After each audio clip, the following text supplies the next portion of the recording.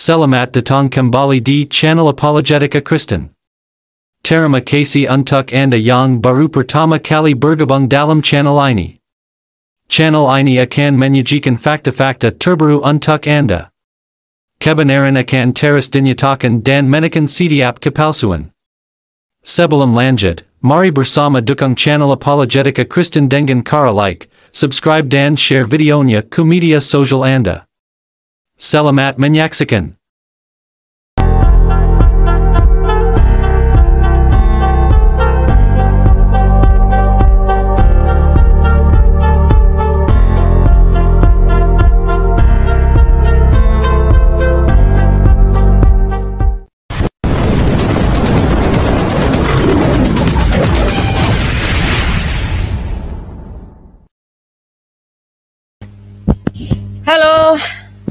Halo semuanya, salam selamat malam. Jumpa lagi dengan saya Fatima di sini.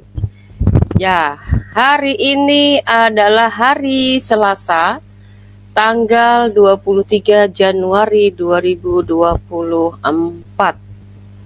Di jam 19:35. Ya, ini agak meleset sedikit waktunya teman-teman ya. Tadi aturan jam 19:30.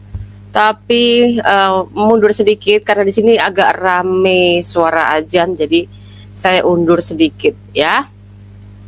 Teman-teman, hari ini saya akan sapa dulu teman-teman saya yang di live chat nih secara khusus ini.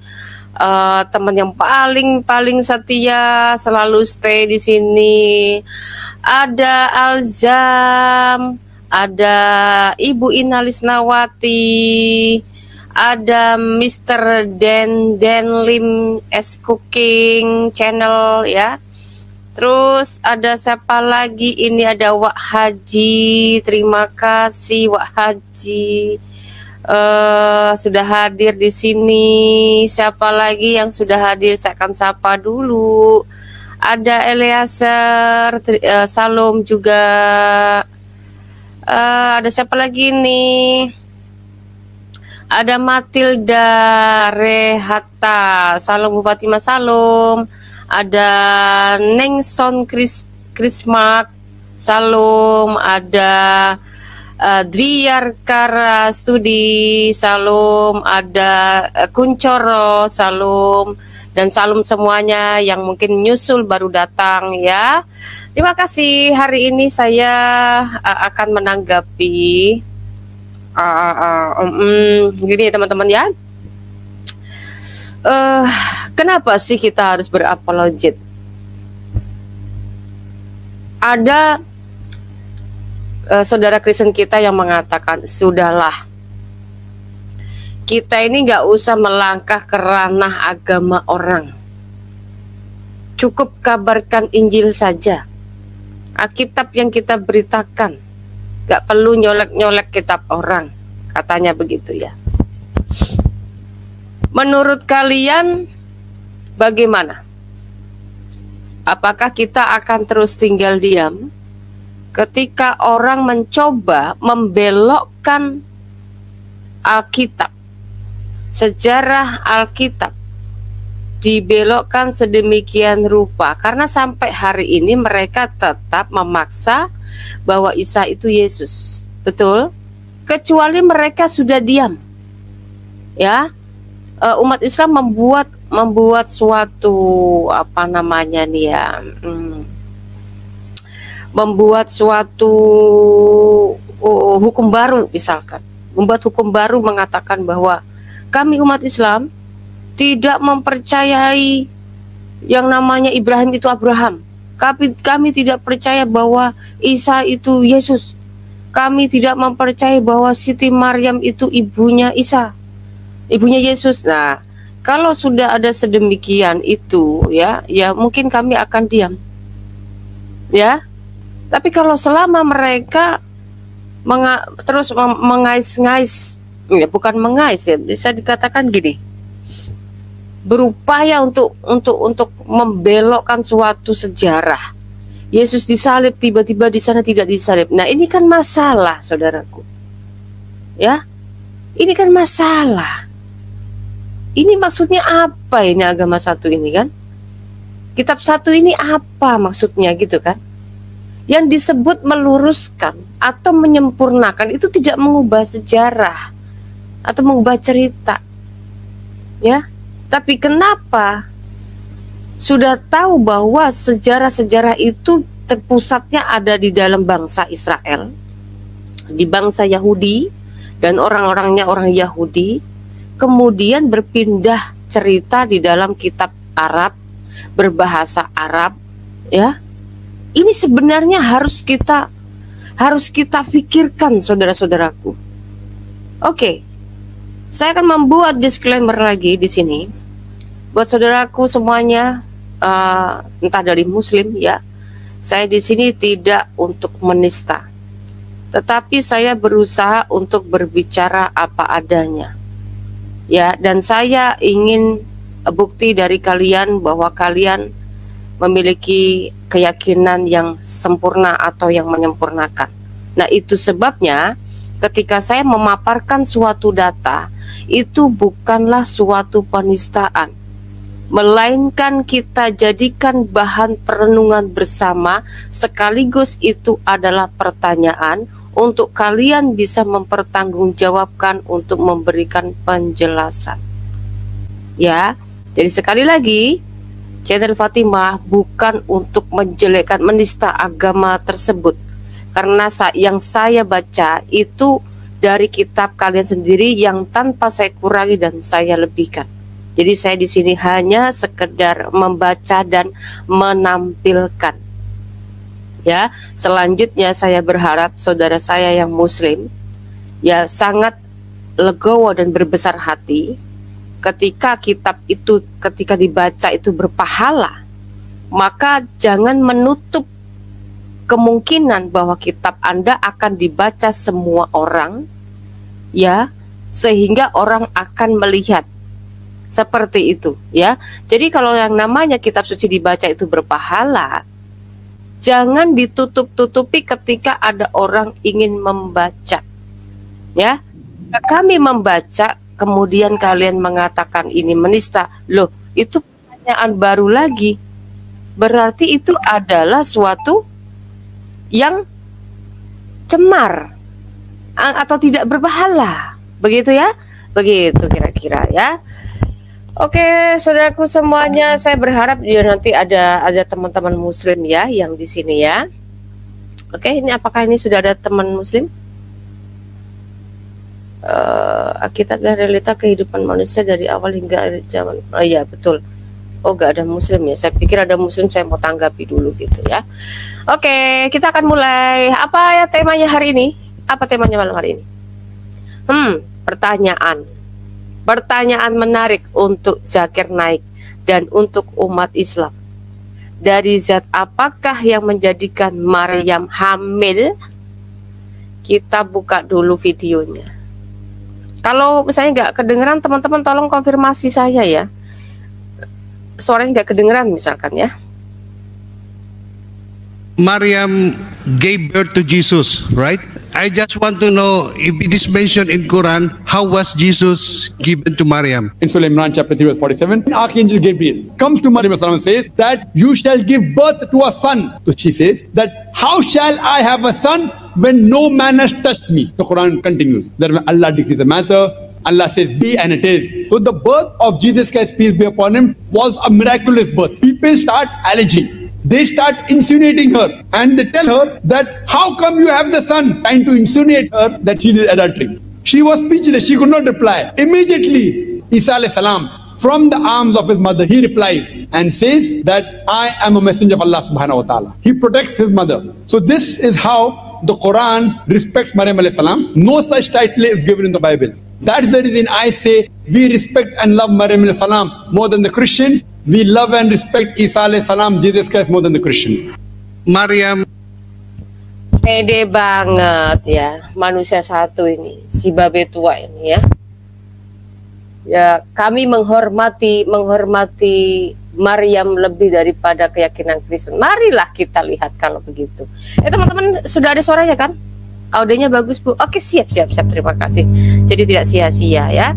Kemungkinan nanti akan saya buka lagi. Cuman sekarang saya akan mulai membuka data katanya ya, ketika si Babe ini mengatakan kami umat Islam menghormati Maryam lebih daripada daripada orang Kristen. Oke. Marilah kita melihat bersama-sama. Dan nanti juga kita akan buka juga kitabnya dia ya. Tadi yang dia katakan surat Maryam ayat 47 teman-temannya. Nanti kita singkap. Oke. Sekarang kita ke Matius dulu. Saya di sini untuk mengajak kalian sadar ya, teman-teman Muslim, sekaligus Kristen yang mungkin ya masih menganggap agama itu sama saja kok, Tuhannya sama kok, jurusannya sama kok, cuma beda caranya tok. Nah ini yang bahaya ya. Saya juga berharap bahwa teman-teman Kristen juga sering-seringlah menyimak apologet Kristen ketika berbicara di YouTube, karena itu akan bisa mengedukasi kita sehingga kita jadikan untuk pertimbangan ketika kita melangkah untuk mengambil keputusan untuk mualaf. Ya nanti kalau sudah di dalam situ ya nyesel, susah nanti kalau sudah masuk gak bisa keluar ya.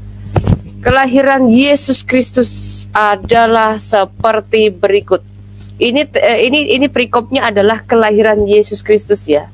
Dalam referensi suratnya dari Lukas 2 ayat 1 sampai 7 juga menjelaskan tentang hal yang sama ya. Nah, saya ambil dari Matius saja. Matius 1 ayat 18-nya. Kelahiran Yesus Kristus adalah seperti berikut. Pada waktu Maria ibunya bertunangan dengan Yusuf, ternyata ia mengandung dari Roh Kudus sebelum mereka hidup sebagai suami istri. Fitnahnya di mana ya toh?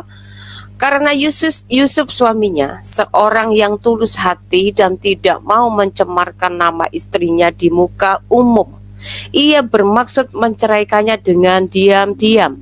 Tetapi ketika ia mempertimbangkan maksud itu, malaikat Tuhan nampak kepadanya dalam mimpi dan berkata, "Yusuf anak Daud, janganlah engkau takut mengambil Maria sebagai istrimu, sebab anak yang di dalam kandungannya adalah dari Roh Kudus." Sekali lagi, di sini malaikat berbicara kepada Yusuf, nggak pakai nyekek ya. Dia berkata, "Yusuf anak Daud, janganlah engkau takut." Artinya dia benar-benar bukanlah setan atau hantu ya. Dia benar-benar malaikat yang memberitahukan kepada Yusuf, begitu ya. Ayat 21-nya, ia akan melahirkan anak laki-laki dan engkau akan menamakan dia Yesus, karena dialah yang akan menyelamatkan umatnya dari dosa mereka. Hal itu terjadi supaya genaplah yang difirmankan Tuhan oleh Nabi. Saudaraku, nah ini saya sedikit saya menjelaskan sedikit dulu kepada saudara Muslim ini ya. Terutama si dongdutan itu ya. Si dongdutan itu bilang katanya, siapa penulis Perjanjian Lama? Apakah orang Kristen yang menulis kitab Taurat? Katanya gitu kan. Dia sendiri aja gak bisa bedain kitab Taurat mana, kitab para nabi yang mana, ya kan? Nah, maka itu saya mau beritahukan kepada mereka ini ya, supaya sedikit paham. Perjanjian Baru atau disebut ini salah satu adalah Injil ya. Dalam Matius ini adalah Injil. Ya, kitab Injil. Ya. Telah memberitahukan kepada kita bahwa apa yang tertulis di dalam kitab para nabi telah diulang di sini ya, supaya mengingatkan kita bahwa kedatangan Yesus bukanlah rekayasa atau ucapan atau buatan sendiri, melainkan kesaksian atau nubuatan yang sudah dinubuatkan oleh para nabi dan digenapi dalam Yesus Kristus. Ya, jadi bukan mengatakan begini lagi nih. Mereka suka bikin fitnah gini. Kristen itu ngapain pakai bidatnya? Katanya bidatnya orang Yahudi katanya. bidatnya orang Judaisme karena ngambil-ngambil dari kitab Yahudi katanya gitu ya. Padahal dirinya sendiri gak sadar itu ada tokoh Musa kok muncul di abad 7 berbahasa Arab. Apa mereka ini gak mikir gitu loh teman-teman ya. Yang disebut menyempurnakan atau menggenapi itu tidak menyalahi nubuatan-nubuatan para nabi yang tertulis kemudian digenapi di dalam kitab barunya. Itu baru disebut kitab penyempurna atau penggenapan. Lah pertanyaannya, hukum Taurat saja dilenyapkan, ditiadakan di sana.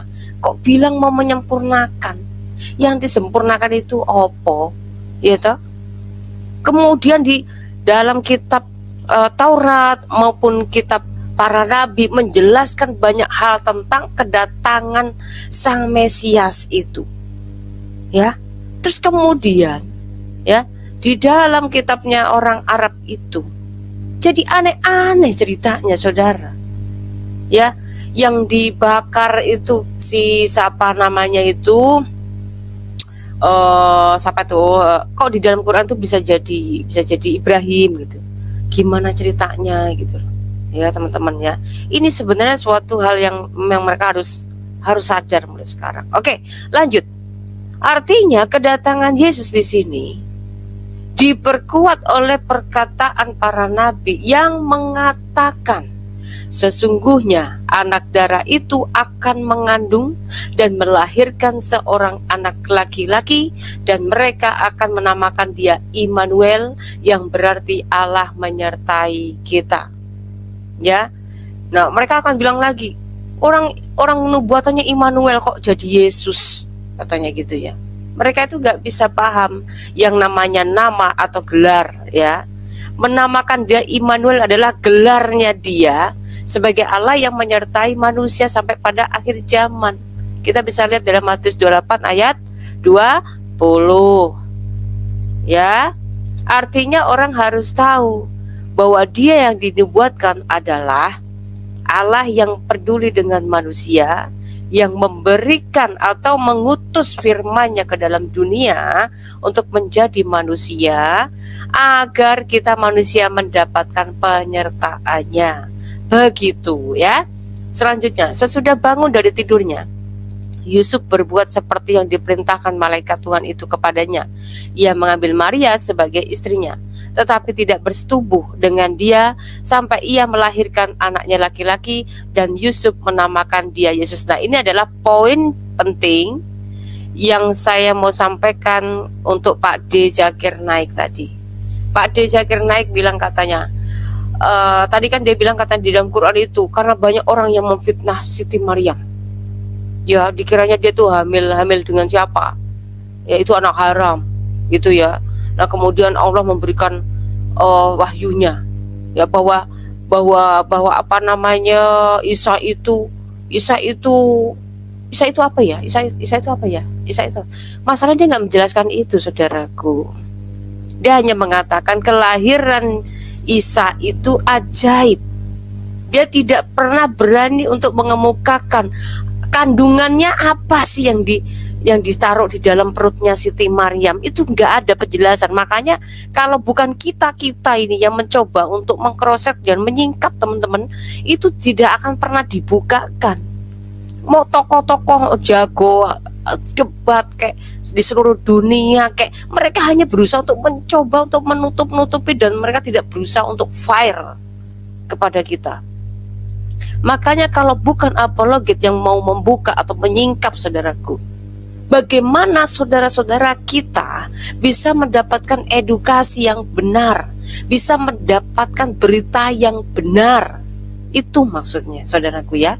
Maka sampai sekarang ini saya terus tetap berjuang ya untuk menyampaikan segala sesuatunya. Mungkin gak enak didengar, kemungkinan saya juga mendapatkan resiko, tetapi saya hanya berusaha untuk membuka, untuk bicara apa adanya. Tapi kalau hanya sekedar bicara kelahirannya yang ajaib doang, namun tidak dikemukakan itu kandungan yang di dalam rahim Siti Maryam itu berupa apa, maka kita tidak akan terlalu fokus mengenal siapa itu Yesus gitu. Ya saudaraku ya, dia tadi menyebut Yesus ya. Dia tadi menyebut Yesus. Karena memang tidak bisa salahkan. Dalam terjemahan bahasa Inggris, ya Isa itu jadi Yesus soalnya. Ya, kita nggak bisa salahkan itu. Maka itu dia, ada manipulasi-manipulasi. Ada Yesus-Yesus yang lain di sana itu. Yang berusaha dicocok homologikan dengan kitab kita, ya, sebagai Tuhan Yesus yang kita sembah, ya. Maka kita juga harus terus menyuarakan itu supaya orang tidak terkecoh dengan nama Yesus yang kita beritakan dengan Yesus versi mereka. Paham ya saudaraku ya? Saya berharap kata-kata saya ini dapat dimengerti. Saya berharap di situ. Jadi mau capek, mau berapa jam nongkrong duduk, kita walaupun pegel, tetap aja saya semangat kalau teman-teman bisa mengerti apa yang saya sampaikan, ya. Oke.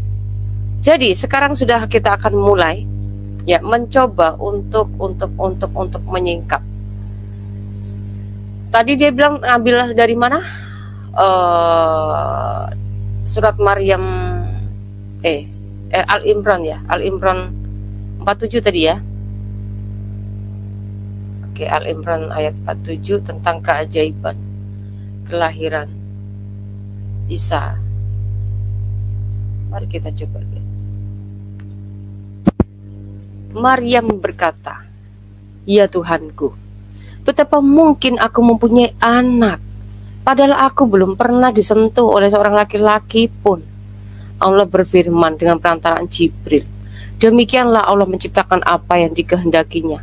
Apabila Allah berkehendak menetapkan sesuatu, maka Allah hanya cukup berkata kepadanya, jadilah, lalu jadilah dia." Nah, menarik ini.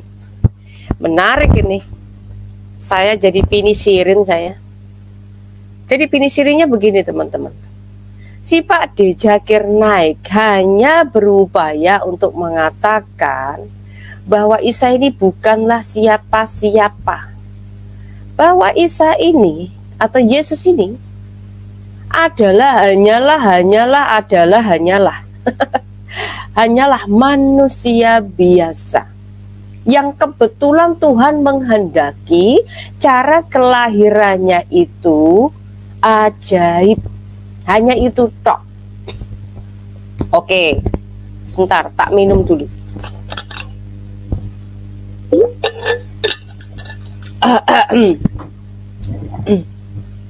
Saudaraku, bicara tentang kelahiran ajaib, nggak masalah kalau mereka hanya mengarah kepada ini saja, satu sisi ini. Mereka hanya mengarah bahwa Isa ini, ya, hanyalah manusia biasa yang bahkan tidak melebihi kemanusiaannya Muhammad. Oke, makanya kita harus berusaha untuk sekuat tenaga mungkin ya. Kita harus menyuarakan terus. Mungkin sebulan sekali, mungkin 2 bulan sekali, setahun sekali. Pokoknya harus kita suarakan dan ulang-ulang lagi ya teman-teman ya. Saudaraku, pertama, kalau Pak D. Zakir Naik hanya mengatakan kelahirannya Isa atau Yesus itu hanyalah sekedar kelahiran ajaib sebagai kehendaknya, karena Allah itu bisa berkehendak menetapkan sesuatu, maka Allah hanya cukup berkata kepada Jibril, kun fayakun, maka jadilah. Jadilah, lalu jadilah dia. Oke, artinya Allah telah berbicara kun fayakun, maka jadi atas kehendaknya sendiri, dikarenakan Allah berkehendak menetapkan sesuatu. Maka Allah hanya cukup berkata kepadanya, jadilah, lalu jadilah dia. Ini narasi ini kayaknya agak sedikit bertentangan ini dengan ayat-ayat yang lain ya. Kayaknya saya juga tertarik untuk membahas ayat-ayat yang bisa dikatakan bertentangan dengan ayat yang lain. Itu mungkin nanti ya. Contoh sedikit saya colek ya, sedikit. Ketika Allah itu menciptakan gunung, itu menciptakan langit, ya, itu membutuhkan waktu 6 masa, 8 masa. Menciptakan manusia dari sore sampai malam. Artinya kan ini berlawanan dengan kun fayakun maka jadi. Atau mungkin kun fayakun maka jadi ini beda, bukan dia berfirman jadi langsung jadi kedebruk, jeblas langsung jadi gitu, bukan kayaknya ya. Karena ini prosesnya juga memang harusnya sama dong, harusnya kejebruk jadi dong teman-teman. Karena posisinya tuh si Siti Maryam itu kan perawan. Dia tidak pernah berhubungan badan dengan pria manapun. Bahkan dia mengatakan ya Tuhanku, betapa mungkin ya Tuhanku, betapa mungkin aku mempunyai anak padahal aku belum pernah disentuh oleh seorang laki-laki pun. Dia ngomong begitu ya sama Allahnya ya kan. Nah artinya memang dia perawan. Nah ketika dia perawan, ujuk-ujuk tiba-tiba di dalam perutnya langsung melendung. Nah dalam kemelendungannya itu isinya apa? Itu ya pertanyaan teman-teman. Dalam kemelendungannya itu loh, itu kandungannya itu apa isinya gitu loh teman-teman. Yang harusnya dibuat suatu apa namanya ini ya, tema khusus ya. Tema khusus untuk kajian-kajian dalam tausiah-tausiah dalam masjid mereka. Seharusnya itu. Kenapa ini tidak pernah, sama sekali tidak pernah untuk dibahas? Almarhum Kiai Haji Buya Sakur yang saya hormati, satu-satunya kiai yang berusaha untuk jujur, tapi kini sekarang sudah tiada di dunia ini. Ini sangat disayangkan sekali. Padahal kemungkinan maksud tujuannya ingin mencoba untuk bicara jujur, tapi beliau pun belum nyampe memberitakan soal ini, karena beliau baru menyingkap sedikit soal hadis saja.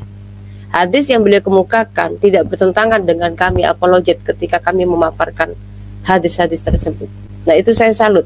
Artinya beliau ini adalah seorang kiai yang sangat jujur menurut saya. Cuman untuk mengambil keputusan orang itu bisa percaya dan tidak, itu tidak segampang itu saudaraku. Saya percaya ada orang-orang tertentu yang menggunakan metode-metode tersebut dan dia tidak langsung mengikrarkan diri sebagai orang percaya dikarenakan suatu sebab dan alasan tertentu. Saya percaya itu bisa jadi orang seperti itu. Saya tidak mengatakan bahwa almarhum ini sudah murtad. Saya tidak mengatakan itu ya, karena kalau dia sudah mengatakan murtad, maka dia pun tidak bisa bersuara untuk memberitahukan tentang kebenaran itu sendiri saudaraku. Maka dia sedikit pelan-pelan untuk menyampaikan itu. Tujuannya kemungkinan nanti akan ada jangka panjang yang akan beliau buat tadinya, kemungkinan. Tapi kalau Tuhan berkata sudah selesai kamu sekarang, sudah selesai, kerjaan kamu sudah selesai, sampai di sini saja. Karena kamu mungkin ngulur waktu kamu gitu-gitu saja, mungkin seperti kita nggak tahu ya kan. Tapi apologet, kita terus berjuang. Maka saudaraku,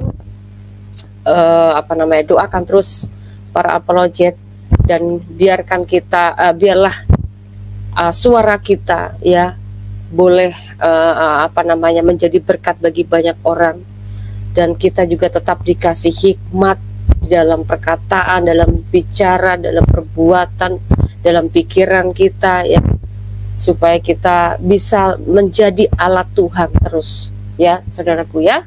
Nah oke, jadilah, lalu jadilah. Nah saya akan masuk ke Yohanes dulu ya teman-teman. Bagaimana proses kelahiran? Siapakah Yesus itu? Siapakah Yesus itu? Nanti kita akan juga masuk ke kitab mereka lagi ya. Pada mulanya adalah firman. Firman itu bersama-sama dengan Allah, dan firman itu adalah Allah. Ia pada mulanya bersama-sama dengan Allah. Segala sesuatu dijadikan oleh Dia, dan tanpa Dia tidak ada sesuatu pun yang telah jadi dari segala yang telah dijadikan. Dalam Dia ada hidup, dan hidup itu adalah terang manusia. Terang itu bercahaya di dalam kegelapan, dan kegelapan itu tidak menguasainya. Kemudian kita melihat dari ayat 14. Firman itu telah Firman itu telah menjadi manusia dan diam di antara kita, dan kita telah melihat kemuliaannya, yaitu kemuliaan yang diberikan kepadanya sebagai anak tunggal Bapa, penuh kasih karunia dan kebenaran. Kenapa saya bawa kalian ke sini, teman-teman? Jangan bilang katanya jangan disamakan Bu Fatimah Al-Quran dengan Alkitab. Udahlah, jangan protes dulu ya. Kalau saya belum menjelaskan, jangan protes dulu ya. Tujuannya adalah kita tahu, saudaraku, Yesus sudah pernah berkata kepada murid-murid dan tertulis dalam kitab yang pernah kita baca ya. Memang penyesat itu memang ada, tetapi celakalah orang yang mengadakannya. Ingat ya itu ya. Ingat di sini ya. Maksudnya adalah tentang kabar baik itu, bahwa apa yang dikehendaki Tuhan untuk jadi, maka siapalah manusia yang bisa protes? Di sini dikatakan firman itu telah menjadi manusia, ya, yang diberikan kepada kita sebagai anak tunggal Bapa, penuh kasih karunia dan kebenaran. Nah, kemudian ada narasi di sana mengatakan kalau Allah berkehendak kun fayakun, maka jadi. Nah, artinya kehendaknya Tuhan tidak bisa diganggu-gugat oleh manusia dong. Sekarang pertanyaannya, kenapa umat Islam sekarang justru kok protes apa yang dikehendaki Allah itu, apa yang dikehendaki Tuhannya itu? Tuhan mau untuk kita ini supaya tahu. Ini saya akan mulai paparkan nih data-data nih, saudaraku, ya mungkin agak sedikit butuh waktu ini, tapi hari ini saya harus mulai buka semua ya. Ya, saudaraku, jangan-jangan ada hal yang mau disampaikan ya kepada pemberita Injil pada saat itu, pada waktu itu, kepada orang Arab, kemudian sama orang Arab disampaikan kepada Nabi ini, yang kita dengar-dengar katanya, konon katanya buta huruf. Nah, lalu kemudian disuruh menulis oleh orang-orang Yahudi, orang-orang Nasrani, orang-orang Quraisy. Mereka adalah penulis Quran, ya. Nah, kemudian karena si Nabi ini kemungkinan buta huruf, ada pemberitaan yang kemungkinan tidak sanggup untuk diterima umat Muslim, ya. Itu sebabnya hari ini ayat ini hampir tidak pernah mau dibahas oleh umat Islam sendiri. Mari kita melihat. Jangan-jangan ya, ternyata yang dikatakan Zakir Naik tadi, bahwa kelahiran Isa adalah kelahiran yang ajaib, ini adalah suatu pertanda. Nah, ini kalau ini sudah dikatakan suatu pertanda, ya saudaraku, ini perlu dipertanyakan pertandanya. Kenapa si Isa ini menjadi pertanda bagi alam semesta? Ya, contoh kayak di Maryam 71, lalu kemudian kita bisa melihat di Al-Anbiya ayat 91, ya. Kita bisa melihat bahwa Isa ini adalah ya manusia yang lahir sebagai tanda bagi alam semesta. Nah, kenapa dia dikatakan dia sebagai tanda alam bagi alam semesta? Nah, ini saya akan mulai kita cross check. Kita cross check. Jangan-jangan kan gitu, saudaraku ya. Penyelidikan harus dimulai dong sebelum kita mengambil keputusan untuk mualaf, saudara. Makanya saya bilang kalau orang mau mualaf itu, nanti kalau kamu sudah masuk, kamu tiba-tiba harus bersyahadat jadi Islam masalahnya. Nggak perlu kamu mesti harus tahu isinya apa kitabmu. Cukup bersyahadat kamu udah Islam kamu. Gitu loh ya. Oke. Dan ingatlah, ini sebenarnya ini tanda kurung ini saya nggak mau baca dalam kurung ini dulu ya teman-teman ya. Saya akan mencoba untuk bahasa ininya aja, murni aja. Dan Maryam yang telah memelihara kehormatannya, lalu kami tiupkan ke dalamnya ruh dari kami, dan kami jadikan dia dan anaknya tanda yang besar bagi semesta alam. Nah, ada dua pokok poin di sini yang harus kita renungkan buat saudara-saudara semuanya. Pertama, ada tiga ya.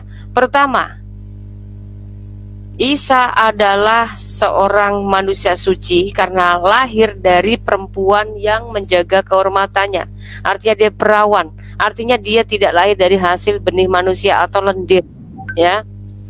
Lalu kami tiupkan ke dalamnya ruh dari kami. Nah, ini adalah salah satu yang harus direnungkan oleh saudara kita muslim. Pertanyakan, yang memelendungkan perutnya Siti Maryam itu adalah siapa nih? Jibril atau Allah nih? Jibril atau Allah? Sebentar. Kami tiupkan ke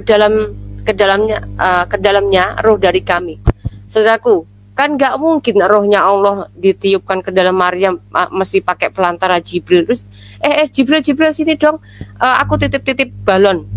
Kamu ini tertiupkan di perutnya Maryam. Kan nggak mungkin gitu kan, teman-teman. Ya kan? Kalau kita bicara logika, kalau di sini mengatakan kami tiupkan ke dalamnya roh dari kami itu siapa? Allah kan? Masa rohnya Jibril, rohnya Allah, terus rohnya siapa lagi nih? Roh siapa lagi nih? Dibilang roh kami. Kami kan udah dipercaya sama umat Islam itu, kami itu Allah kan.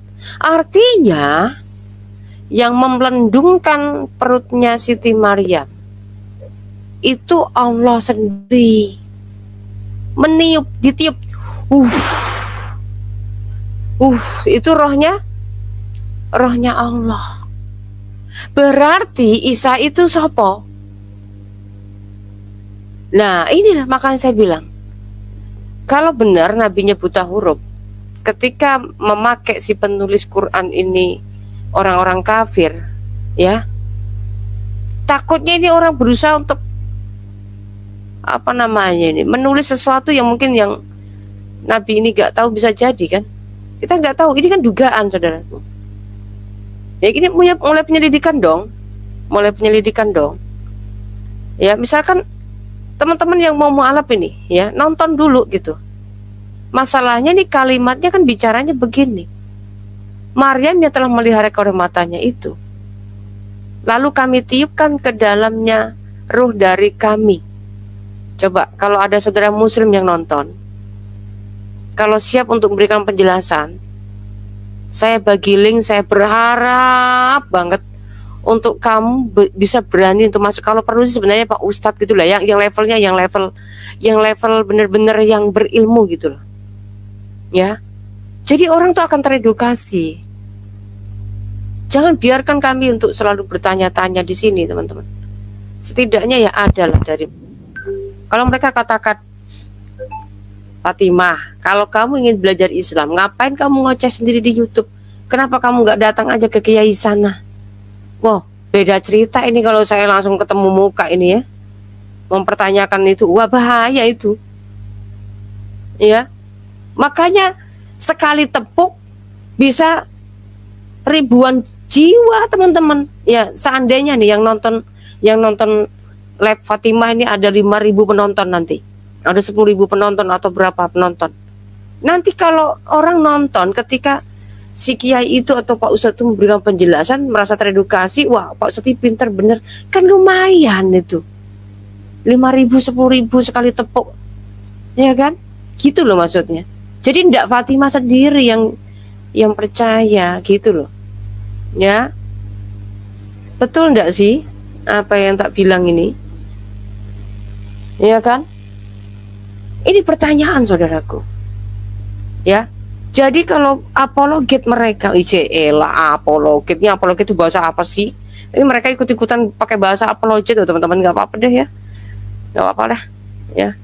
Tapi janganlah apalagi kita terlalu gimana gitu ya. Mereka ini apa namanya, polemikus ini ya, polemikus ini, yang polimuter ini ya, hanya fokus kepada suatu penyangkalan saja. Biasa, lahir yang ajaib itu biasa. Ngapain kau tuhankan dia ini? Isa ini cuma manusia biasa kok, wujudnya juga kayak kita kok. Ngapain kau tuhankan? Nah, ini pelan-pelan kita singkap nanti nih. Pelan-pelan saudaraku. Ada hal memang satu persatu ya, step by step ya teman-teman ya. Kita coba untuk renungkan satu ayat nanti akan masuk ini ya. Saya membuat pertanyaan ini, saya selidiki nih pertanyaan-pertanyaan dari ayat-ayat Quran itu sendiri yang bahkan hampir tidak pernah dibahas oleh saudara muslim sendiri. Sembuh karo wis, pokoknya mereka fokusannya jihad. Wah, mereka hanya fokus bagaimana ibu-ibu malam Jumatnya, malam sunnahnya sudah puas apa belum, sudah fardu apa belum, bagaimana cara mandinya, sudah bagus, sudah benar apa belum. Kalau kita hanya fokus-fokus kayak begitu nih teman-teman ya, kita nggak akan bisa mengerti kebenaran yang sejati yang dimau Tuhan. Kenapa Tuhan itu bisa menunjukkan sesuatu mujizat atau suatu tanda bagi alam semesta? Artinya Tuhan itu punya maksud dan tujuan supaya orang mengerti dan mengenal siapakah dia. Begitu maksudnya saudaraku. Kalau dia hanya sekedar nabi biasa ya, ngapain mesti harus dia itu mesti jadi roh Allah sendiri? Ini sinkron nggak dengan Alkitab tadi mengatakan? Alkitab mengatakan apa? Dia dari roh, ya kan? Dia adalah roh Allah itu sendiri. Ya, Roh Kudus. Dari Matius 1 tadi ya teman-teman ya. Dari Matius tadi. Nah, di sini yang memelendungkan perutnya Siti Maryam, ya, di dalamnya itu adalah rohnya Allah. Nah, pertanyaan nih buat saudara muslim, apakah rohnya Allah itu sama dengan rohnya manusia? Saya mau tanya. Dulu soalnya saya pernah berdebat dengan muslim, bilang gini katanya, ya kamu juga roh kan, Fatimah kamu juga roh kan? Ya sama lah, sama Isa juga punya roh. Itu rohnya Isa. Loh, itu udah mengaburkan namanya itu. Itu sudah mengaburkan sejarah, sudah mengaburkan data, maksudnya sudah mengaburkan, karena ini belum tentu ada fakta ya, sudah mengaburkan data. Ini datanya bilang roh dari kami, roh dari kami. Ya, emang ada ceritanya kelahirannya Muhammad dia bilang katanya roh dari kami? Enggak kan? Itu roh siapa itu? Ciptaan. Ya, yang katanya manusia itu cipta dari tanah. Terus kemudian dari tulang sulbi, ya tulang sulbi. Terus kemudian jadilah sebiji manusia. Kan beda ini teman-teman. Ya, beda. Karena nggak ada data untuk Muhammad sebagai nabi yang sempurna yang paling suci itu, ya. Dia lahirnya dari rohnya Allah, nggak ada. Nggak ada ceritanya teman-teman. Nah, hal-hal yang kayak gini nih penting untuk umat Islam tahu. Hal yang kayak gini nih penting untuk orang Kristen juga tahu. Jangan sampai tiba-tiba, maaf ya, saya mualaf ya besok, soalnya demi cintaku padanya gitu. Jangan sampai begitu teman-teman. Ya, ini bahaya. Ya, harus kita renungkan ini di sini nih. Sudah begitu, yang ketiga adalah yang harus kita renungkan. Isa ini dijadikan dia sebagai anaknya, tanda yang besar bagi semesta alam. Ya, ini konteksnya kalau bahasa Alkitab itu firman yang diutus menjadi manusia. Namanya firman itu adalah perkataan Allah sendiri. Dan firman itu adalah Allah itu sendiri. Kan gitu Alkitab tadi bilang. Ayat 1. Pada mulanya adalah firman. Firman itu bersama-sama dengan Allah. Dan firman itu adalah Allah. Lah mosok lambe-lambeku dewe, suara-suaraku dewe kok tiba-tiba diklaim ini suaraku bukan suaranya Fatimah. Loh, kan sudah lain ini ceritanya. Iya toh? Begitu loh teman-teman. Artinya Allah kita itu tidak bisu. Dia bisa berbicara. Nah, makanya tadi seperti apa dikatakan pada Zakir, kalau Allah itu berkehendak, apapun bisa jadi, lu jangan protes. Kalau mulut kamu ngomong nggak mungkin bisa jadi benda. Abrakadabra, maka jadilah meja. Kan nggak mungkin kalau kita ya. Tapi kalau Tuhan kita ketika dia berbicara atau menjadikan sesuatu perkataannya itu menjadi manusia, supaya firman itu nyampe kepada manusia. Ya, begitu saudaraku. Karena ketika dia datang menunjukkan keilahiannya, dia sudah mencoba di hadapan Musa. Apa yang terjadi saudara? Menggelegar, petir menyambar. Ya, sesuatu kedahsyatan yang terjadi. Lama-lama orang bisa mati. Mungkin hanya saat sekali itu bisa. Tapi kalau setiap firmannya, nasihat-nasihatnya selalu dengan petir, bagaimana itu manusia bisa mendapatkannya, saudara? Maka dengan cara dia datang atau firman itu menjadi manusia, ya, bukan hanya suatu perkataan yang disampaikan Yesus kepada muridnya, tetapi tentang misinya dia memberikan kita jalan dan kebenaran dan hidup, supaya kamu yang sudah mewarisi dosa itu mendapatkan fitrah kalian yang semula. Oh, kok kalian sih? Kita ya, fitrah kita yang semula. Fitrah manusia yang semula, ketika semula Tuhan menjadikan segala sesuatunya itu perfect, menjadikan manusia itu manusia yang sempurna. Nah, kemudian dia rusak oleh keinginannya sendiri, dan itulah yang akan diluruskan oleh Tuhan supaya kita tidak lagi mengalami kerusakan yang fatal. Kalau orang tidak menerima kasih karunia daripada Tuhan itu sendiri, kita akan tetap mengalami kerusakan total. Yang bahasa Alkitabnya apa, saudaraku? Mati kekal. Ya, mengalami kematian kekal. Binasa. Atau bahasa agamanya mengatakan nyemplung neraka. Nah, itu artinya kita binasa, celaka, ya, rusak fatal, ya, rusak kekal, ya.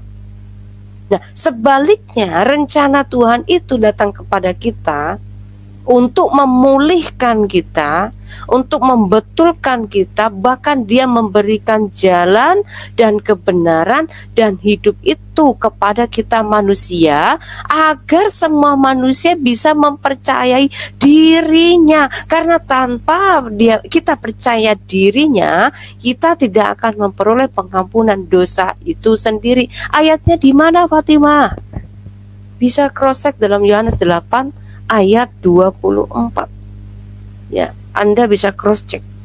Jikalau kamu tidak percaya bahwa akulah dia, maka kau akan mati dalam dosamu. Nah, inilah Alkitab secara spesifik, secara sempurna menyatakan atau beritahukan kepada kita bahwa dialah tanda untuk alam semesta, supaya kita mempercayainya, saudaraku. Ya, paham maksud ini ya? Kita masuk lagi ke hal yang lain. Hal yang disamarkan oleh saudara-saudaraku sendiri yang muslim di sana. Cobalah kalian untuk berani berani untuk mempertanyakan lah ya, berani untuk merenungkan. Nah, ternyata ya, kelahiran Isa ke dunia supaya manusia itu tahu bahwa Yesus itu adalah manusia yang terkemuka di dunia dan akhirat. Ya, tadi dia mengatakan Yesus ya, bukan Isa loh ya. Nah, saya ngomong Quran ini masalah. Nanti protes tuh kan, nyari ketuhanan Yesus dalam Al-Quran kan? Enggak.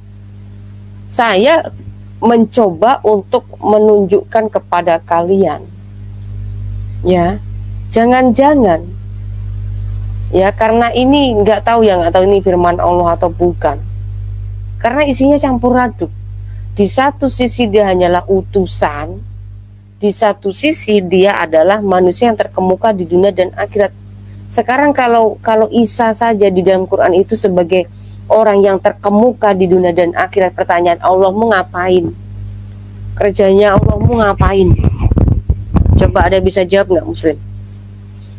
Kerjanya Allahmu ngapain? Jadi hakim. Oh, hakim nanti Isa juga.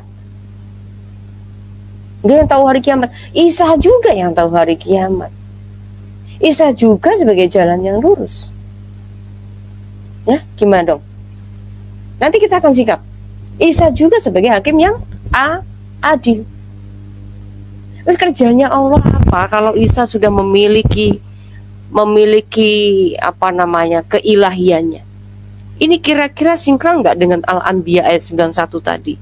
Ternyata yang ditiupkan di dalam perutnya Siti Maryam adalah rohnya kami. Artinya yang di dalam Siti Maryam itu adalah Allah itu sendiri. Nah loh. Maka ketika dia lahir, ya, ketika dia menjadi manusia, ya, dia sudah menunjukkan sifat-sifat keilahiannya. Ya, dia sudah menunjukkan sifat-sifat keilahiannya. Nah, ini dia. Ya, hai Maryam, sesungguhnya Allah menggembirakan kamu dengan kelahiran seorang putra. Ini sebenarnya dalam kurung nih, sebentar. Ini saya nggak mau pakai dalam kurungnya ya. Saya nggak mau pakai dalam kurungnya. Ketika malaikat berkata, hai Maryam, sesungguhnya Allah menggembirakan kamu dengan kalimat. Nah, menggembirakan kamu dengan kalimat daripadanya. Ini dalam kurung ini coba, ini ayat-ayat yang mencoba untuk mengaburkan ya saudaraku. Ini bahaya ini.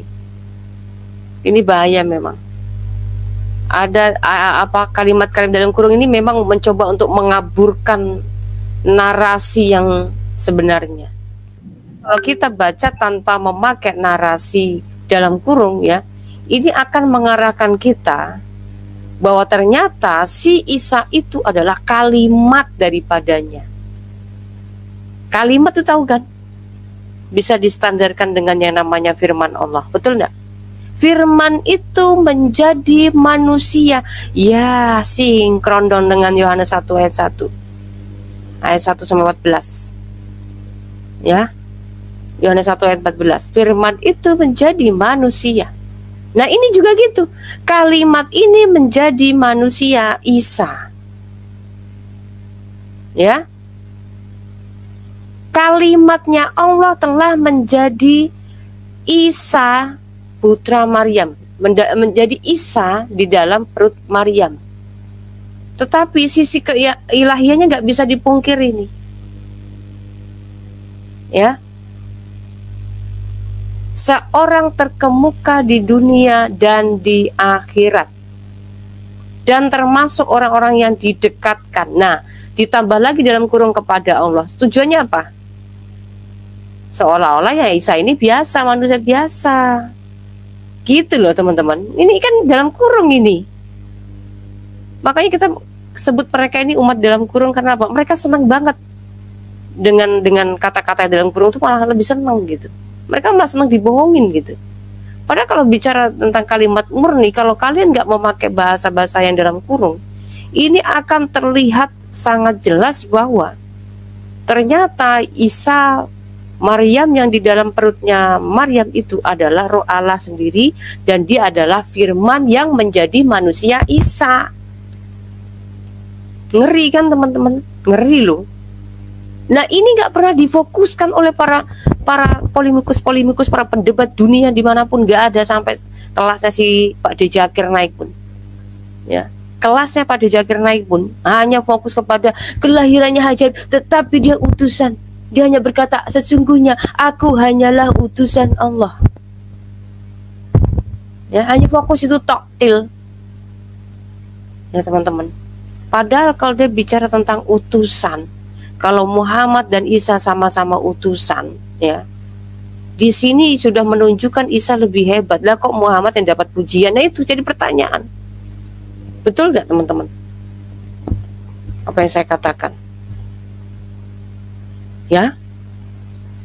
Oke, tadi yang pertama apa saudaraku? Pertama, Isa adalah sebagai tanda besar, bukan tanda doang. Kalau tanda doang itu cuma hanya Muhammad itu, ya. Tanda besar bagi alam semesta. Al-Anbiya 91 tadi, ya. Kemudian Isa ini ternyata apa saudaraku? Dia adalah ruh dari Allah itu sendiri, ya. Itu dari tadi dari di An-Nisa 171 juga menunjukkan itu teman-teman, ya. Lalu kemudian ternyata Isa ini juga adalah firman Allah yang menjadi Isa. Dalam Quran surat Al-Imran ayat 45, dan dia sebagai orang yang terkemuka di dunia dan akhirat. Nah ini perlu dipertanyakan loh ini, ya. Kemudian dalam Quran surat An-Nisa, kita buka aja, apalagi di sisi keilahiannya Isa ini. Nabi Isa ini memiliki sisi keilahian teman-teman. Lah jadi pertanyaan lah, kok yang mendapatkan penghormatan kok Muhammad? Ini yang lucu saudaraku. Ya maaf ya, kita perlu pertanyaan nih, perlu pertanyakan loh. Saudara semua mau kalian mau terima dan tidak terima, ini masalah harus dipertanyakan ini. Saya mau mengajak kalian untuk kalian bisa bertanya, untuk berani bertanya. Ya. Nih, di dalam Quran surat An-Nisa ayat 159, tidak ada seorang pun dari ahli kitab kecuali akan beriman kepadanya sebelum kematiannya, dan di hari kiamat nanti Isa itu akan menjadi saksi terhadap mereka. Nah, lagi-lagi saya mau pertanyakan, kalau Isa ini sudah menjadi terkemuka dunia dan akhirat, ya, sudah menjadi hakim yang adil, sudah menjadi saksi bagi manusia, ini sudah kelewat batas dari julukan sekedar nabi loh teman-teman. Betul nggak teman-teman? Enggak, saya mau tanya sama muslim ini.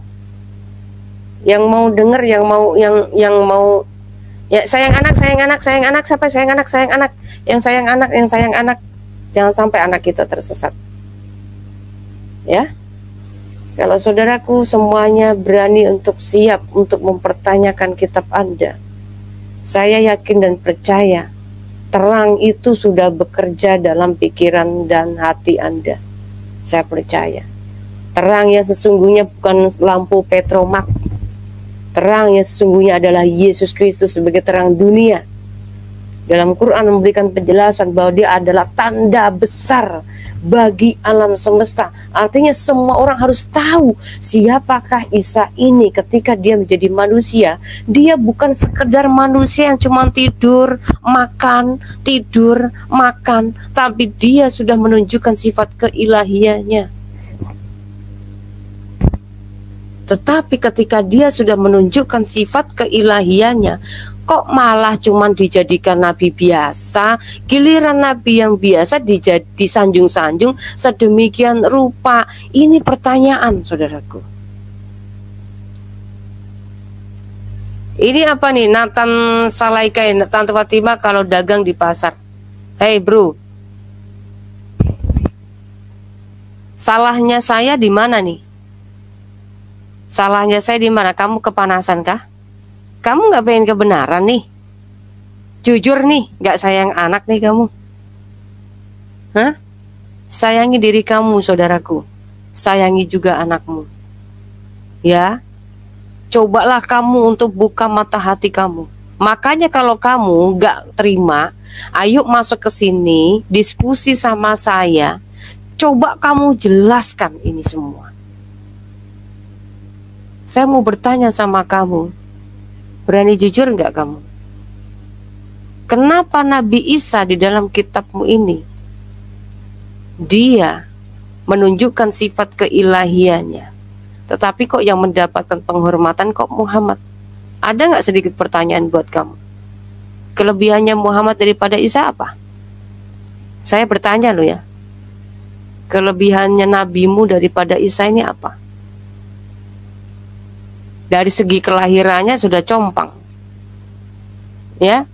Isa itu lahir daripada rohnya Allah, dan dia kalimatnya Allah yang menjadi manusia. Manusia siapa? Isa. Ini pertanyaan nggak? Kalau seandainya kamu menstandarkan bahwa Nabi Isa dan Muhammad adalah sama-sama Nabi, saya lebih baik mengikut Isa daripada mengikut Muhammad. Nah, kamu tahu nggak di dalam Quran itu bilang apa? Ternyata pengikutnya Isa itu di atasnya orang kafir. Ada iklan kecap waktu itulah ya, bilang apa? Kalau sudah ada yang bagus, kenapa pilih yang mahal? Ngerti maksudnya?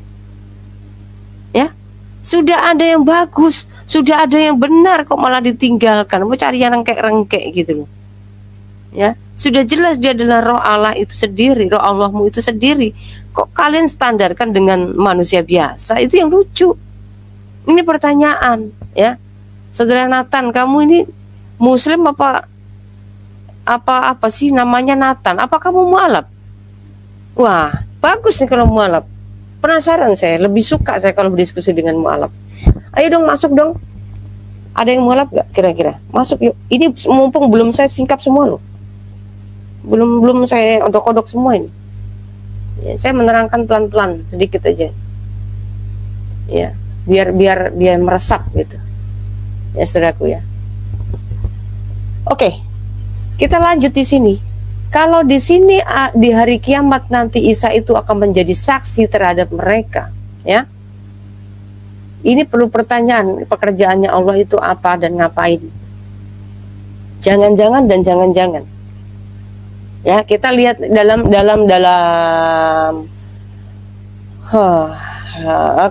oke, saya akan buka hadis ya. Saya buka. Nah, ini. Teman-teman, kita lihat di hadis ini ya. Dalam Bukhari 2070, demi zat yang jiwaku dalam genggamannya, sungguh tiada lama lagi akan segera turun Ibnu Maryam yang akan menjadi hakim yang adil, menghancurkan salib, membunuh babi, membebaskan jizyah dan harta benda melimpah ruah, sehingga tidak ada seorang pun yang mau menerimanya. Bentar. Quran tadi mengatakan bahwa Isa adalah hakim yang adil bagi mereka.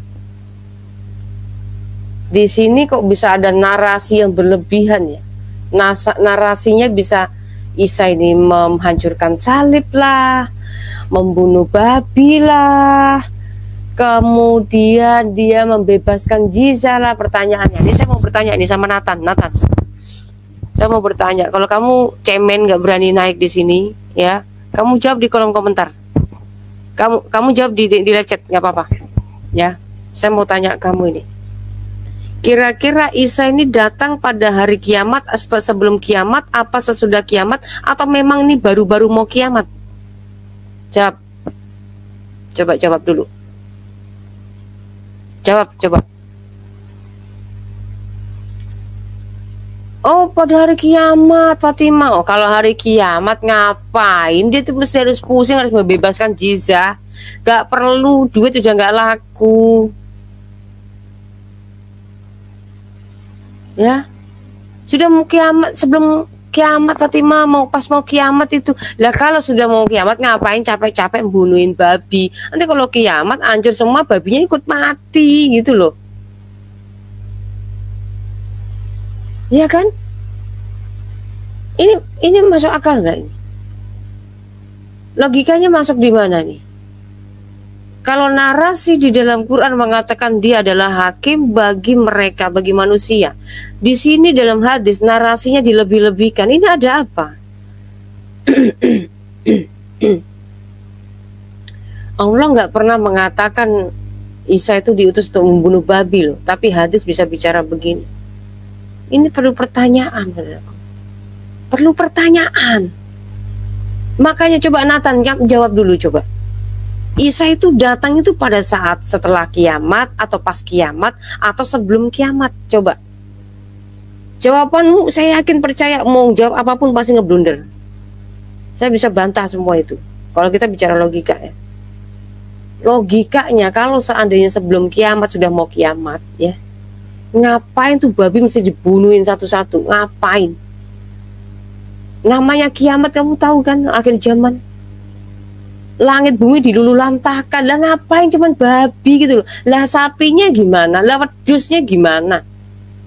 Bantengnya gimana? Singanya gimana? Ontaknya gimana? Ngapain cuman babi tok gitu loh. Iki nggak logik gitu loh. Betul nggak apa yang saya bilang?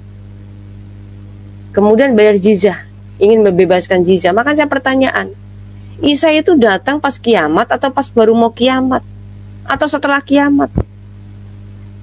Terus membebaskan jizah itu buat apa? Jizah udah nggak laku, Dul. Mbok ya utak itu dipakai gitu loh. Ya ini sekarang gini ya. Aku tuh pernah jadi kalian ya. Aku tuh pernah jadi kalian, punya iman yang sama kayak kalian. Saya dulu tuh tanpa mempertanyakan.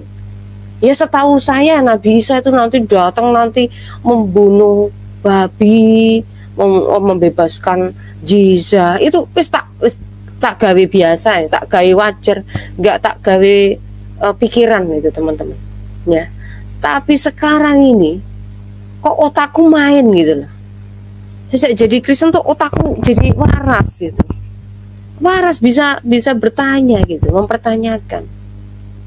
Ini gak masuk akal belas itu teman-teman. Ayolah, wes gini, kontakon mbek sapa kayak mbek ustadmu atau mbek gurumu apa kayak takon wes. Takon ta. Isa itu datang nanti setelah hari kiamat apa pas hari kiamat atau pas mau kiamat. Nah gitu, tanyakan itu ya. Kalau misalkan sudah ditanyakan itu terus ustadznya jawabnya ngalor ngidul, kamu berusaha untuk menjeli pertanyaan terus. Jangan cuma di stop, jangan bertanya kamu, karena kalau kamu bertanya itu akan menyusahkan gurumu. Waduh wes gak sih itu mana, gak sih takut mana ya kan? Makanya kalau ini sama kami dialog sama kami apologi, kami akan berusaha untuk jujur-jujuran dan kita akan membicarakan tentang logika gitu loh. Ini teman-teman, buat cerita muluk-muluk, terlalu muluk-muluk. Coba tanyakan juga itu, kenapa itu Muhammad itu tujuannya belah bulan tuh apa manfaatnya itu belah bulan? Gitu, tanyakan juga itu gitu loh teman-teman. Nah, aku dulu pernah jadi kalian kok tanpa mikir. Bahkan teman saya itu Bu Fadilah aja sampai bangga tuh waktu dulu mau dipoligami sama kiai, kan otaknya waktu di sana itu aneh gitu teman-teman. Coba kalau sudah jadi Kristen mikir, aduh dipoligami rek. Saya dulu nggak pernah bertanya karena bisa mau istrinya berapa, mau 24 mau 25, nggak pusing, nggak pertanyakan. Tapi sekarang saya bisa mempertanyakan. Kenapa? Saya sudah di dalam terang Kristus. Yesus mengatakan, akulah terang dunia, barang siapa yang datang kepadaku dia tidak lagi dalam kegelapan, melainkan memperoleh kehidupan yang kekal. Artinya apa saudara? Kita bukan menjadi umat keledai liar yang nubruk sana nubruk sini, nubruk tembok ya. Bondas kita itu gosong, das kita kejedot tembok terus ya kan. Kenapa? Menjadi keledai liar, jedak jeduk ya kan. Karena kita bingung ini jalan ke surga ini kemana nih, kita mau selamat gimana nih. Sudah jelas manusia berdosa. Oh help me. Kamu minta tolong siapa? Sudah jelas manusia itu semua berdosa. Kamu minta tolong siapa? Tuhanmu bisa apa? Ini yang bisa melakukan sesuatu kok Nabi Isa gitu loh. Masalahnya gitu loh teman-teman. Yang jadi hakim dunia dan akhirat Isa, yang tahu hari kiamat Isa, yang menjadi hakim adil Isa, ya kan? Terus yang menjadi apa tadi, saksi akhir zaman Isa. Lah Allah ngapain? Dia cuma dipikul-pikul sama 8 malaikat itu ngapain?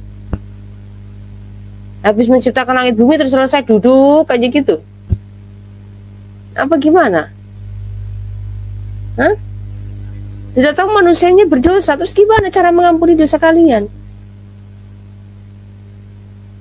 Ayolah, mikir. Nah, saya agak sedikit singkapkan lagi nih. Jangan-jangan di balik kesemuanya itu ada udang di balik batu.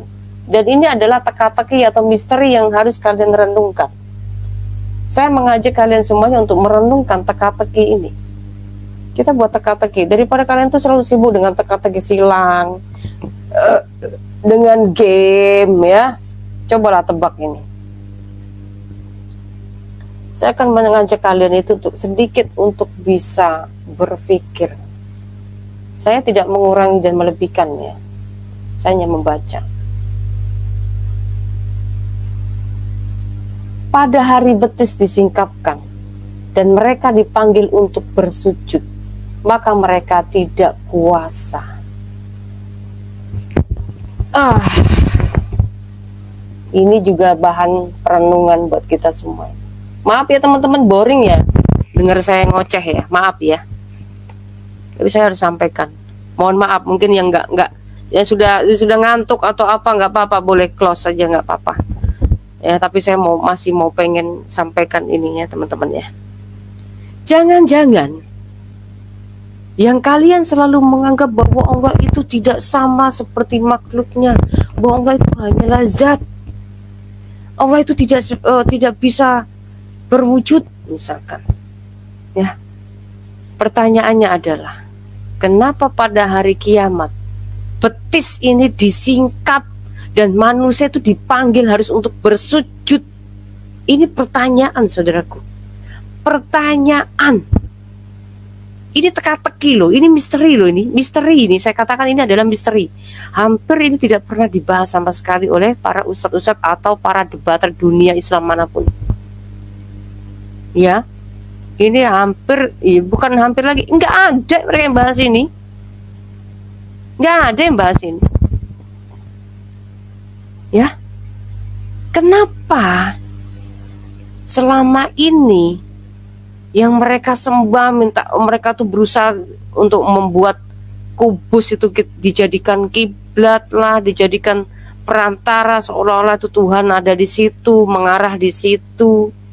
Ya, kenapa enggak dari di dunia saja dia menampakkan diri? Kenapa pas hari kiamat baru nongol wujudnya? Kenapa? Artinya kan berwujud ya. Ya. Selama ini firman yang telah menjadi manusia itu kalian tolak mentah-mentah. Kalian justru mempercayai manusia yang sama kayak kita, lahir dari benih manusia, yang bisa mati nggak bisa bangkit lagi, yang tidak punya kuasa dunia dan akhirat, dan tidak pernah tahu yang namanya yang gaib, dan tidak bermujizat. Ini adalah misteri yang kalian harus pecahkan dari otak kalian sendiri. Ya, saya melihat bahwa ada buntelan es ya, buntelan es yang bersarang di kepala kalian ini yang perlu dipecahkan ini. Ya, misteri ini. Ya, saudaraku ya, misteri ini. Tahun 2024 saya katakan. 2023 waktu itu saya udah bilang, 2024 ayo kita sadar. Siap kita untuk membuka mata hati pikiran kita. Jangan mau justru kita menghibur diri kita sendiri hanya karena suatu sebab.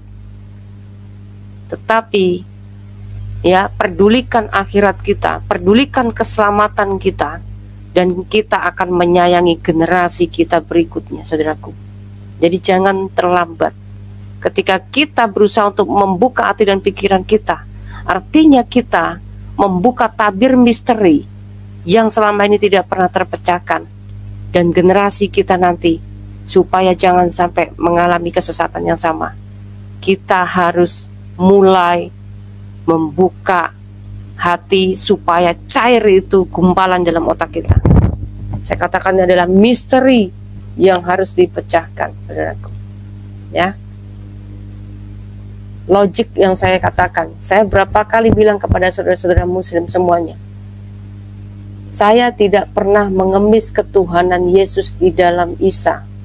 Tetapi kalau kalian ingin menstandarkan bahwa Isa dan Muhammad adalah sama-sama utusan, sama-sama nabi manusia biasa, maka misteri yang harus kalian pecahkan adalah kenapa Isa yang lebih memiliki kuasa dan memiliki sifat keilahiannya, justru yang mendapatkan penghormatan adalah Muhammad. Ini pertanyaan. Isa juga dikatakan dia telah dilahirkan, kelahirannya ajaib, kelahirannya itu tanda besar bagi alam semesta. Kemudian dia juga dikatakan dia diwafatkan dan kemudian dikatakan dibangkitkan. Ini pertanyaan, ada apa? Ada maksud apa ini? Ya, kalau Alkitab sudah jelas mengatakan, ya, bahwa setiap manusia sudah clear, kita tidak bisa ditolak bahwa kita manusia berdosa. Semua manusia berdosa. Semua manusia berdosa. Ya. Jadi tidak ada ceritanya manusia yang hidup tanpa dosa. Nah, pertanyaannya adalah bagaimana dosa bisa membawa kita masuk surga? Saudara ingat flashback kembali kepada sejarah Adam dan Hawa. Satu pelanggaran saja yang manusia buat, kamu sudah tidak layak tinggal di Taman Eden. Ini taman pilihan, ya, bukan surga. Tapi yang jadi masalah adalah, ya, kitab dari Arab ini bisa menyamakan Eden adalah surga. Nah, itu yang jadi masalah. Ya, Taman Eden adalah taman pilihan Tuhan yang disediakan untuk manusia untuk memelihara bumi. Ya, kemudian oleh karena pelanggaran mereka sudah tidak lagi boleh berhak memiliki fasilitas itu. Enak benar, fasilitas VIP, Bu. Ya, fasilitas VIP itu ibaratkan seperti itu. Ya, satu pelanggaran dosa saja dia sudah terusir, dan dia harus bercerih payah sendiri di dunia yang fana ini. Karena dia sudah berkata, ketika dia sudah makan buah itu, dia akan mati.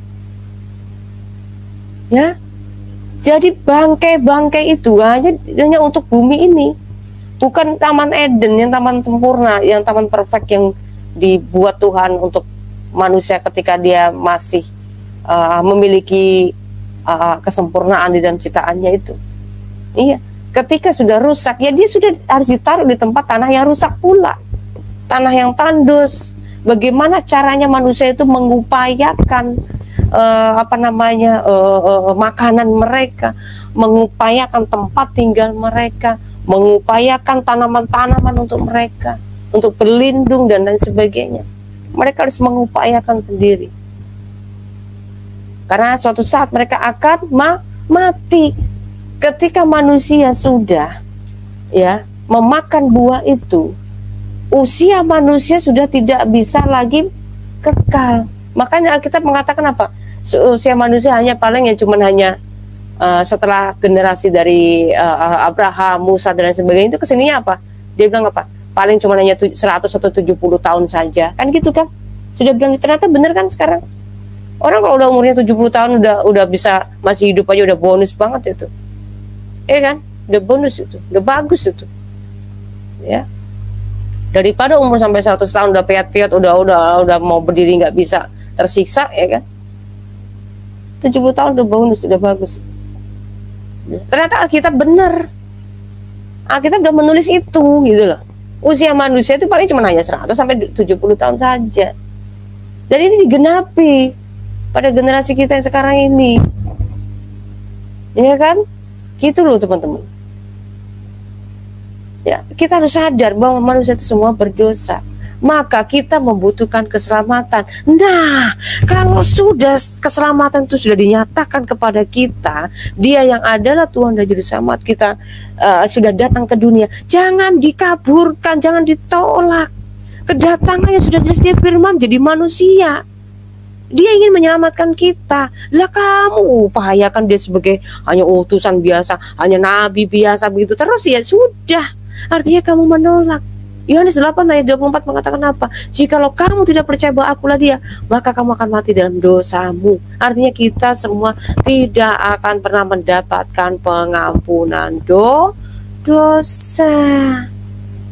Jelas nggak sih teman-teman? Jelas banget. Ya, mana tadi si manusia si Nathan tadi nih?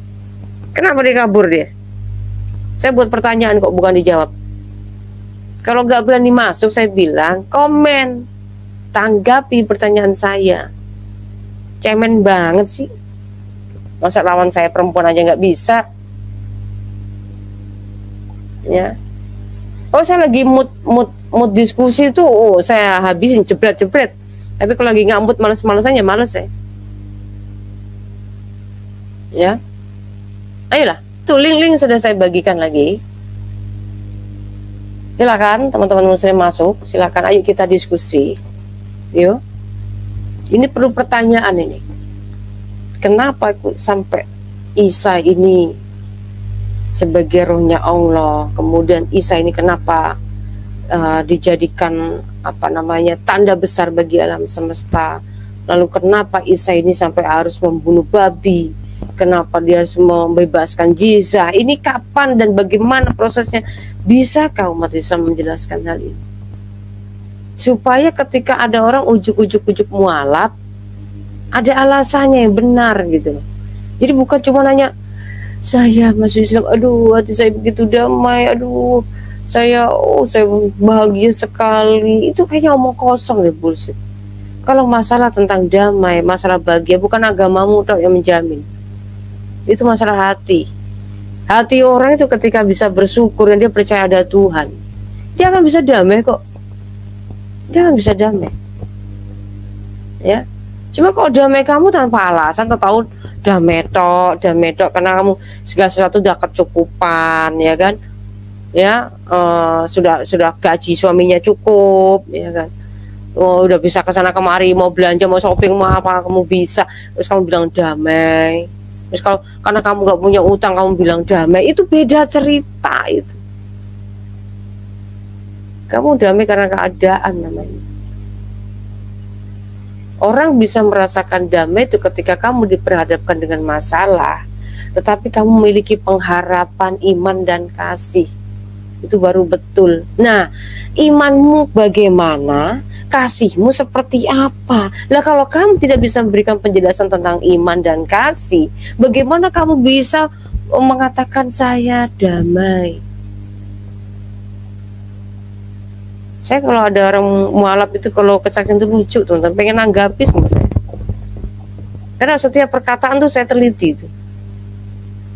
Setiap perkataan, demi perkataan tuh saya langsung teliti. Ini omongan kayak gini sadar nggak sih Denny? Begitu teman-teman. Ayolah masuk. Link sudah saya bagikan. Mari kita singkap misteri-misteri yang hampir tidak pernah dikemukakan oleh guru-guru kalian. Mari kita singkap di sini. Jangan bilang Al-Quran itu tidak bisa kita tidak bisa tafsirkan sendiri, Fatimah. Kamu ini sembarangan saja. Itu kan harus ada asbabun nuzulnya bagaimana? Itu kan harus ada tafsirnya gimana, takwilnya bagaimana? Oke. Kalau bicara seperti itu saudaraku, saya juga akan tunjukkan lagi dalil yang mengatakan bahwa Al-Quran adalah penjelasan yang sempurna. Dan Al-Quran itu dengan berbahasa Arab supaya kalian bisa mengerti. Nah, kalau sudah kalimatnya seperti itu, apa kamu lebih mempercayai perkataan manusia yang hanya bebas menafsirkan semata, atau lebih percaya dengan perkataan Allahmu?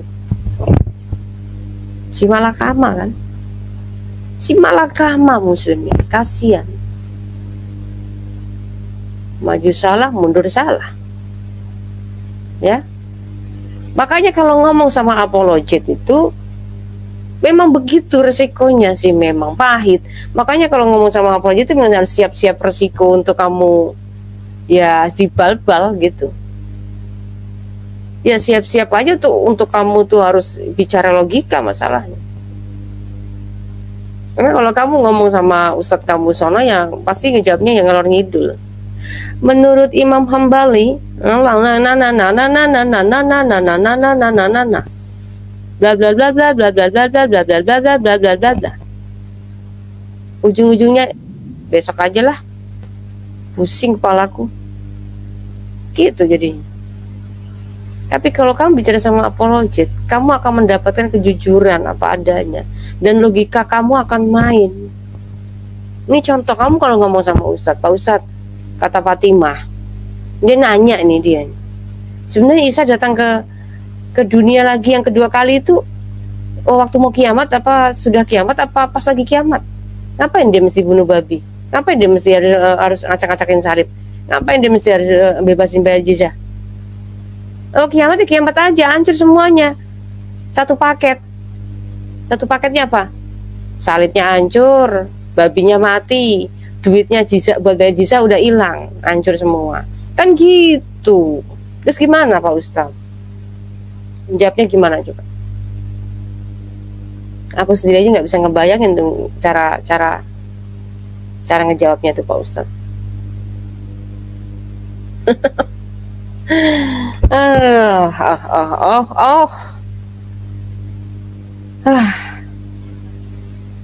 Ini ada nggak sih yang Muslim?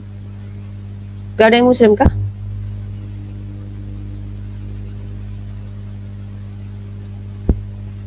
Siapa ini? Ada yang, kalau ada yang komen coba saya tanggapin dulu nih. Siapa ini? Saya mau cross check dulu di atas.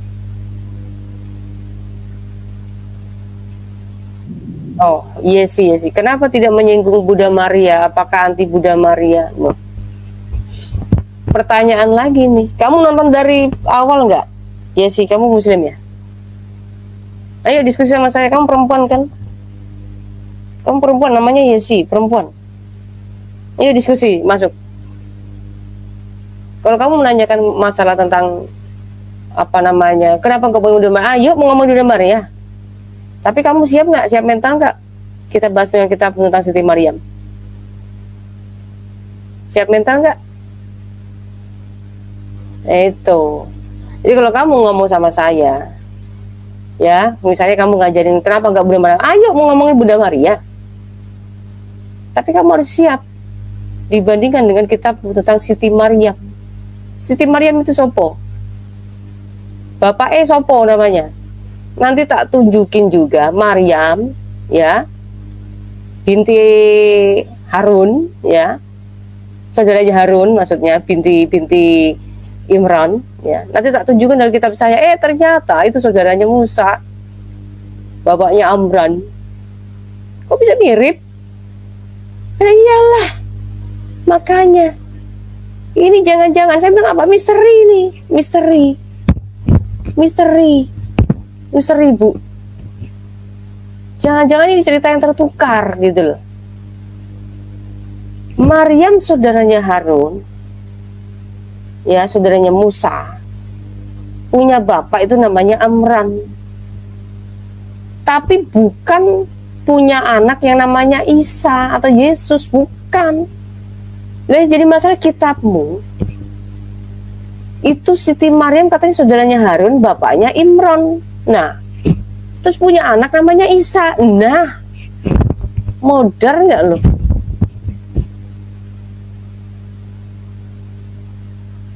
Nah, gimana? Berani masuk nggak Bu? Oh, cowok Bu katanya. Oh, cowok. Namanya kok Yosi? Oke, cowok ya. Nggak apa-apa, mau cowok cewek nggak masalah. Tadi kan saya sudah buka juga Alkitab saya. Itu cara kita untuk membuat suatu perbandingan, untuk menyingkap suatu misteri. Saya menanggapi Pak D. Zakir Naik tadi mengatakan, ya, bahwa kami umat Islam lebih menghormati Siti Maryam daripada orang Kristen. Katanya begitu kan? Tadi bilangnya begitu kan?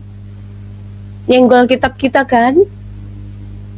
Saya sudah paparkan kan? Ternyata di kitab saya lebih menghormati dari kitab kalian. Gimana? Makanya nonton dari awal, baru bisa protes kamu. Sudah saya terangkan, kamu nanya kenapa nggak bahas Bunda Maria? Malu ya bahas Bunda Maria? Ya kan sudah bahas tadi, makanya nonton dari awal. Begitu. Ini misteri loh buat kamu. Ayo masuk sini, saya kasih tunjukkan ini suatu misteri atau bahan yang harus kamu renungkan. Kalau perlu catat, nggak apa-apa, tadi sudah lewat, tadi saya ulang lagi nanti. Saya ulang lagi, kamu catat. Itu buat pertanyaan buat ke gurumu sana, ke ustadzmu, ke kiaimu sana. Buat pertanyaan di sana. Catat. Kalau nggak berani juga udah, kamu nonton dari awal. Kamu catat tuh semua itu surat-surat yang saya sampaikan tadi. Data-data yang sudah paparkan, kamu catat, kamu pertanyakan, bawa ke ustadzmu sana. Oke? Itu cara kamu menyelamatkan diri kamu dan generasi kamu. Kecuali kamu ya mau terus didongengin, ya kan? Mau cari cerita yang enak-enak aja, ya kan? Oke, ini link saya bagi lagi, ayo. Silakan.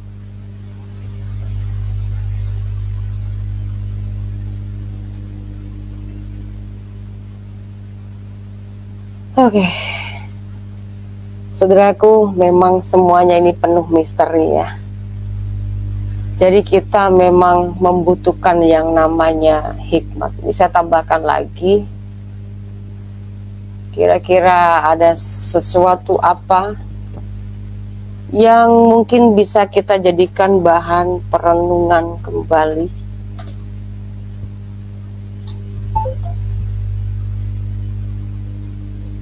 Dalam hadis mengatakan, Rob kita menampakkan betisnya, maka sujudlah setiap orang mukmin dan mukminah, sehingga yang tersisa hanyalah orang-orang yang ketika di dunia ia sujud karena riya dan sum'ah.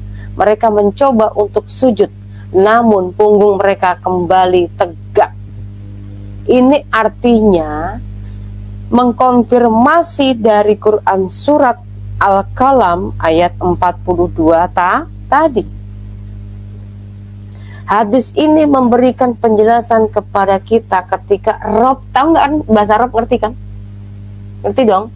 Rob itu apa? Rob itu Tuhan. Tuhan kita menampakkan betisnya. Artinya pada hari kiamat nanti, wujudnya Allahmu itu ada betisnya. Nah, lagi-lagi kembali saya mau sampaikan kepada saudaraku untuk membuat suatu pertanyaan dan perenungan.